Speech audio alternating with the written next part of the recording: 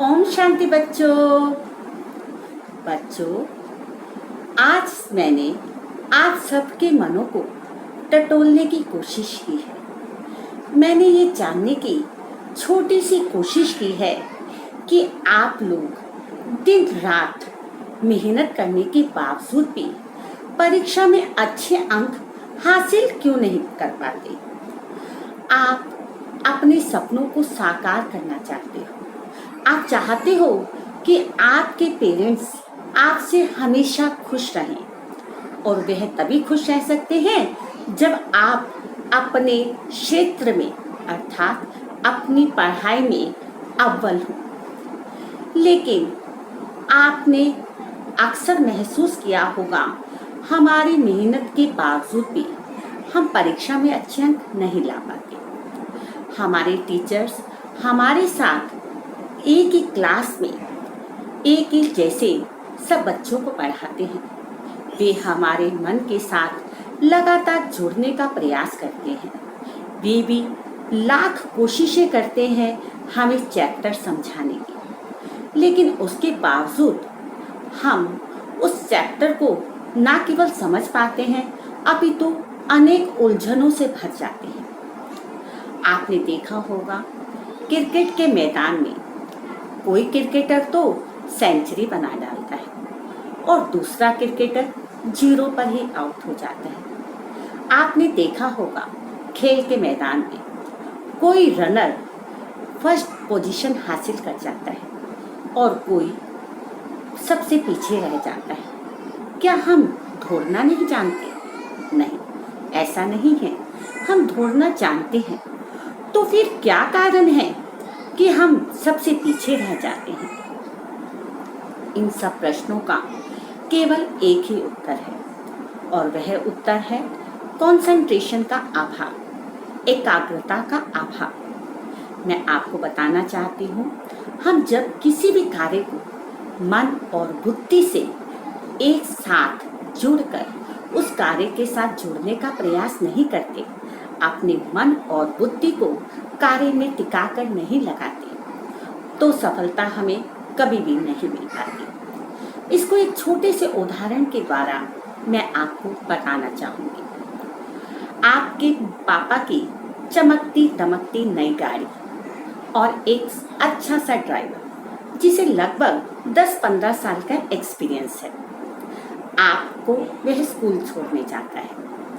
आप जानते हो, आप घर से समय पर स्कूल के लिए निकले हैं, वह भी बड़े ही उतावलेपन में।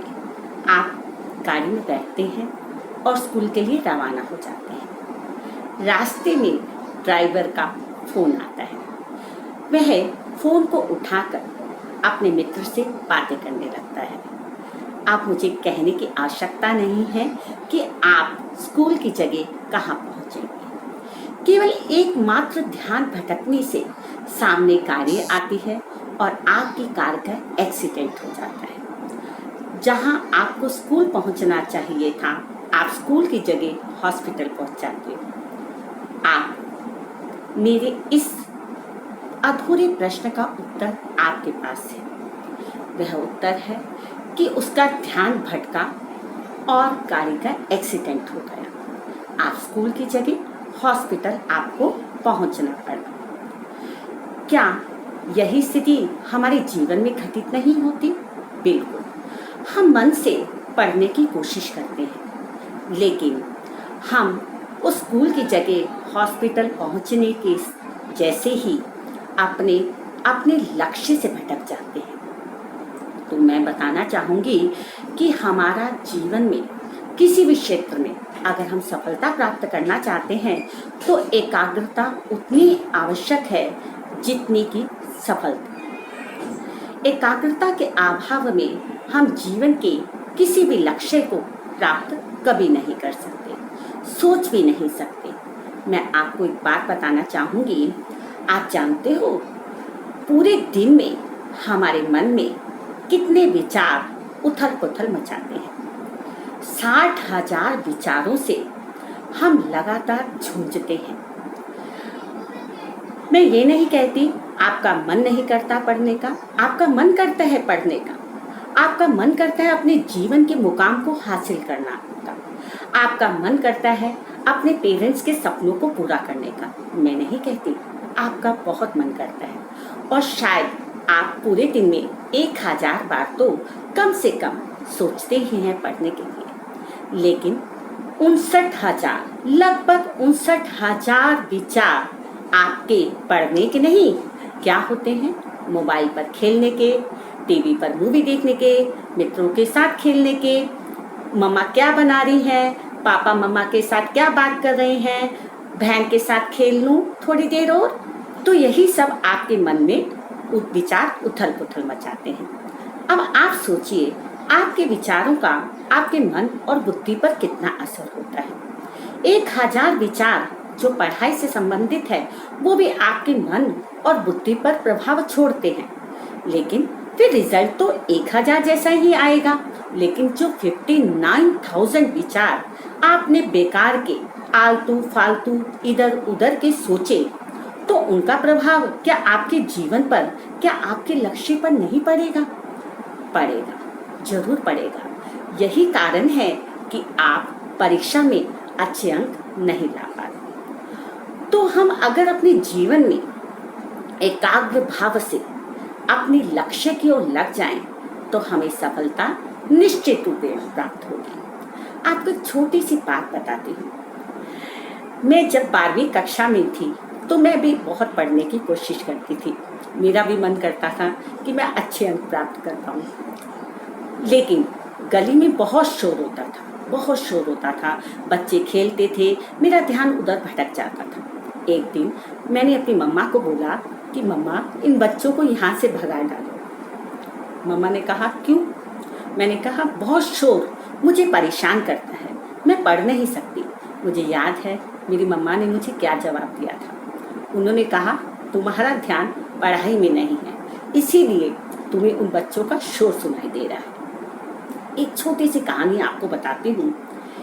एक बुढ़िया एक मंदिर में जाती थी, बड़ी ही शिव की भक्त थी और डेली सुबह जाती फूल मालाएं लेकर और दूध को अर्पित करती थी शिवलिंग पर। बड़ी भक्ति भाव से वह पूजा करती थी, लेकिन वह क्या देखती थी, कोई व्यक्ति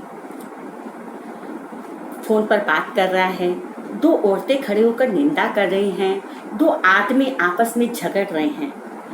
तो उसका मन विचलित होने लगा। एक दिन वह पुजारी को बोलती है, मैं बड़े ही भावों से यहाँ पर मंदिर आती हूँ, लेकिन कल से मैं मंदिर नहीं आऊंगी। मेरे मंदिर आने का क्या फायदा? कोई मैं देखती हूँ कोई व्यक्ति तो मोबाइल पर बातें करता है, कोई 2 औरतें आपस में बैठकर चुगली करती हैं। मैं ऐसे वातावरण में शिव की पूजा बिल्कुल नहीं कर सकती। आप जानते हो पुजारी ने क्या किया? पुजारी ने उस माता जी को कुछ नहीं कहा, बस इतना ही कहा, माता जी ये लोटा पानी का लीजिए और कृपया करके आप मंदिर के चारों ओर चक्कर लगा लीजिए, लेकिन एक आप ध्यान रखना कि इस लोटे में से पानी की एक बूंद भी नीचे नहीं गिरने पाए। उसने कहा ठीक है। उसने हाथ में लोटा लिया और चारों ओर करने लगी परिक्रमा मंदिर की। वह डरती, घबराती और सहमी हुई, उसने एक बूंद भी पानी के नीचे नहीं गिरने दी। अब अंततः आकर पुजारी जी को लोटा समर्पित करती हुई बोली, लीजिए पुजारी जी, देखिए मैंने एक बूंद भी पानी की गिरने नहीं दी। अब पुजारी जी का प्रश्न था, आप मुझे बताइए, 2 औरतें उस समय खूब लड़ी, मैंने औरतों को बहुत डांटा, आपने सुना मैंने उन्हें क्या कहा? उसने कहा नहीं, मेरा ध्यान तो लोटे पर था कि पानी की एक बूंद भी नहीं गिरनी चाहिए। तो आप बताइए कि अगर मेरा ध्यान भटक जाता तो पानी की बूंद नहीं गिर जाती? अब आपके पास इस प्रश्न का उत्तर है। मैं जानती हूँ आप बहुत समझदार हैं, आप मेरे प्रश्नों का इस उत्तर को समझ गए होंगे। वहाँ कारण यह था कि वह इतना लोटे में डूब गई कि उसकी पानी की बूंद नहीं गिरनी चाहिए, आसपास क्या घटित हो रहा है वह कुछ जान ही ना पाए। तो अगर हमें जीवन में अपने लक्ष्य को हासिल करना है, हमें पढ़ना है, हमें आगे बढ़ना है, अपने सपने साकार करने हैं, तो हमें ऐसे ही जैसे उस माता जी ने पानी की बूंद को गिरने नहीं दिया, आसपास क्या घटित हो रहा है यह चिंता ही नहीं की, क्योंकि उसका पूरा ध्यान उस लोटे पर था। उसी भांति जब हमारा पूरा ध्यान क्लास में होगा, मैम क्या कह रही हैं, क्या चैप्टर समझा रही हैं, इस बात पर होगा, हमारे घर में मम्मी पापा आपस में क्या बात कर रहे हैं, कौन सा मित्र हमें बुलाने आ रहा है, फ़ोन की घंटी बज रही है तो फ़ोन किसका आया है, इन सब की ओर से हमारा ध्यान जब हट जाएगा, क्योंकि जब हम पढ़ने में डूब जाते हैं तो घर में क्या चल रहा है हमें इसका ध्यान ही नहीं होता, इसका भान ही नहीं होता। जब हमें ये सब ज्ञात हो जाएगा, जब हमें इन चीज़ों का आभास हो जाएगा, तो मैं आपको यकीन दिलाती हूँ सफलता आपके कदमों को चूमेगी। एक बात कहना चाहूँगी, इंसान अपना भविष्य बदल सकता है। शायद किसी ने सच कहा, इंसान अपना भविष्य बदल सकता है, लेकिन शायद सच हो, लेकिन हम भविष्य नहीं आदतें तो बदल सकते हैं। और मैं आपको यकीन दिलाती हूँ अपनी इन छोटी छोटी आदतों को बदलकर हम अपना भविष्य जरूर बदल देंगे। तो हमें अपनी इन छोटी छोटी आदतों को बदलना होगा, अपने जीवन के सपनों को साकार करना होगा, अपने पेरेंट्स के कुछ लम्हों को, जीवन के कुछ लम्हों को सपनों में बदलना होगा, उनके सपनों को सच करना होगा। आपको एक राज की बात बताती हूँ कि हम जो कुछ भी करते हैं उसके पीछे कुछ कारण होता है। तो आज से बिना कारण हम कुछ नहीं करते।